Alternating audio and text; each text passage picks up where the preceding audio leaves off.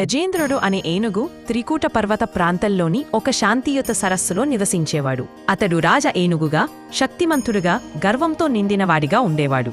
అతడి పాలనలో జంతువులు సుఖంగా ఉండేవి. ఓ మొసలి భారీ దవడలతో అతని కారు పట్టేసింది. ఆ ఏనుగు ఎంత శక్తివంతుడా తన్ను విడిపించుకోవడంలో విఫలమయ్యాడు. గంటల తరబడి పోరాడాడు. తల్లి ఏనుగులు, పిల్లలు ఆందోళన చెందారు. కాలం గడిచింది.